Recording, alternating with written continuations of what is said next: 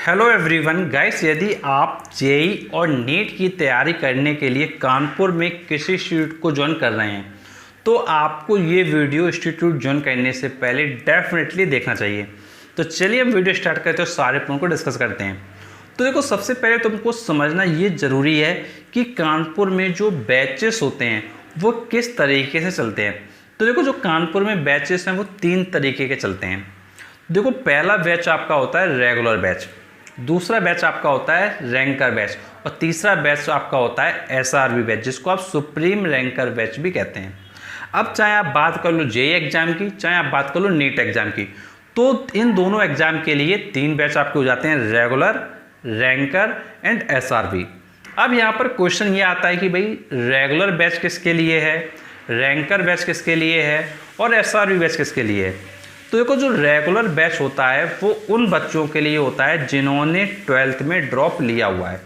तो जो बच्चे 12th में ड्रॉप लेते हैं तो उनके लिए क्या रेगुलर बैच होता है कि वो 1 साल की तैयारी करें और उसमें अपनी प्रिपरेशन को इतने अच्छे लेवल से करें कि जो उनका सिलेक्शन है वो हो जाए।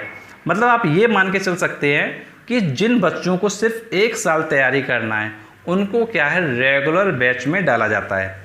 तो ये तो बात होगी रेगुलर बैच की। अगर हम बात करते हैं रैंकर बैच की, तो देखो रैंकर बैच में उन बच्चों को डाला जाता है जिन्होंने जो प्रिपरेशन है वो पहले की हुई है। फॉर एग्जांपल, आपने मान लो किसी कोचिंग में तैयारी की हुई है फॉर द जेई नीट, और अब आप क्या कर रहे हो, अब आप फर्दर किसी दूसरी कोचिंग में या उसी कोचिंग में ज्वाइन कर रहे हो, तो आपको क्या है रैंकर बैच में डाल दिया जाता है।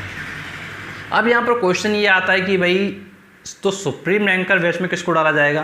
तो देखो, सुप्रीम रैंकर बैच में उन कैंडिडेट्स को डाला जाता है जो 2-2 साल या 3-3 साल या 4-4 साल तैयारी करते हैं। अब आप सोच रहे हो कि भाई ये तैयारी कैसे हो सकती है। जैसे देखो, नॉर्मली मैं आपको एक एग्जांपल के बेसिस पे बताता हूँ।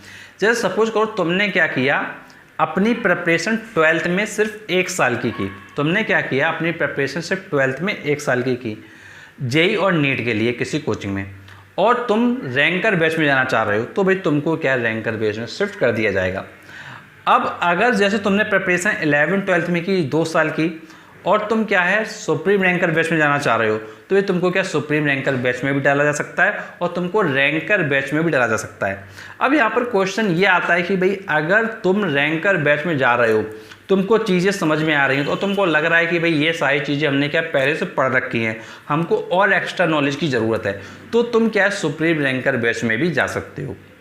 अब देखो, यहाँ पर बात ये आती है कि भाई ये जब आप एडमिशन लेने जाओगे तो भाई आप किस बैच में एडमिशन लोगे। तो देखो, इसके लिए क्राइटेरिया ये होता है, एक तरीके से आप ये मान सकते हो कि भाई जो तुम्हारे मार्क्स आए होते हैं उसके बेसिस पर ये जज हो जाता है कि भाई तुम रैंकर में जाना चाहिए तुमको या फिर सुप्रीम रैंकर में तुमको जाना चाहिए। तो देखो, अगर तुम्हारे मार्क्स बहुत ज़्यादा आए होते हैं, तुम्हारा सिर्फ कुछ ही नंबरों से सिलेक्शन रुका होता है, तो तुम क्या है सुप्रीम रैंकर बैच, जिसको एसआरबी बैच बोलते हैं, उसमें तुमको जाना चाहिए। और अगर तुम्हारे मार्क्स कम आए हुए हैं, तो फिर तुम क्या है रैंकर बैच में जा सकते हो। तो देखो, नंबर ही एक क्राइटेरिया बन सकता है फॉर द बैच, तो ये चीज़ आपको ध्यान रखनी है। और रेगुलर का तुमको मैंने बता दिया कि भाई जो 1 ईयर में अपना पूरा क्या सिलेबस वगैरह पढ़ते हैं तो उनके लिए रेगुलर बैच है। तो तुमको एक चीज़ ये ध्यान रखनी है कि जो भी तुम्हारे मार्क्स हैं, जो भी तुम्हारा रिजल्ट आया है, तो उसके बेसिस पर तुमको क्या है बैच ज्वाइन करना चाहिए। और किसी भी कोचिंग में जा रहे हो तो उस कोचिंग में एटलीस्ट पता कर लो कि भाई क्या बैच चल रहे हैं, किस टाइप के बैच चल रहे हैं, क्या रेगुलर बैच अलग है, क्या रैंकर बैच अलग है, क्या सुप्रीम रैंकर बैच अलग है। यहाँ पर एक बात समझना बहुत ज़्यादा इंपॉर्टेंट आपके लिए ये भी है कि जो कोचिंग्स क्या है नई खुली होती हैं या सिर्फ कुछ सालों से काम कर रही होती हैं, तो भाई उनके यहाँ क्या है इस तरीके के जो बैचेस हैं वो नहीं होते हैं। जो पहले से कोचिंग रन कर रही होती हैं, जहाँ से सिलेक्शन वगैरह गए होते हैं, जो अच्छी कोचिंग्स होती हैं, वहाँ पर ये फैसिलिटी रहती है। वहाँ पर रेगुलर बैच अलग होता है, रैंकर अलग होता है, सुप्रीम रैंकर अलग होता है।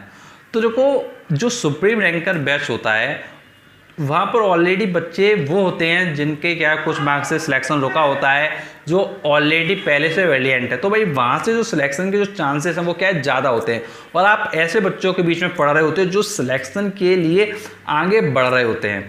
तो अगर आप सुप्रीम रैंकर बैच में तो फिर डेफिनेटली उस बैच की तरफ जा रहे हो तो तुम ये भी ध्यान रखो कि भाई तुमको अच्छे से मेहनत और करना है। और अगर तुम रैंकर बैच की तरफ जा रहे हो तो तुमको ये ध्यान रखना है कि भाई तुमको एक लेवल अप जाना है, तुमको सुप्रीम रैंकर के टुवर्ड्स पहुंचना है। और देखो कोचिंग सेंटर में ये भी होता है कि अगर तुमको लगता है कि भाई रैंकर बैच से मुझे को सुप्रीम रैंकर जाना चाहिए, मेरे को जो पढ़ाया जा रहा है रैंकर बैच में ऑलरेडी मुझको सब कुछ आ रहा है, मुझे कोई भी दिक्कत नहीं हुई, तो तुम क्या है अपना बैच रैंकर से सुप्रीम रैंकर में भी ट्रांसफ़र करवा सकते हो। तो ये तुमको मैंने पूरा बैच का इन्फॉर्मेशन दिया। और अगर इसके रिगार्डिंग कोई भी कन्फ्यूजन है, कोई भी क्वेश्चन है तो नीचे कमेंट बॉक्स से कमेंट करके पूछ सकते हो। और इस वीडियो देखने के चैनल को सब्सक्राइब करो, नोटिफिकेशन बेल दबाओ, क्योंकि तुम्हारे लिए मैं और भी ऐसे लेटेस्ट वीडियो लाता रहूँगा। Thanks for watching our video.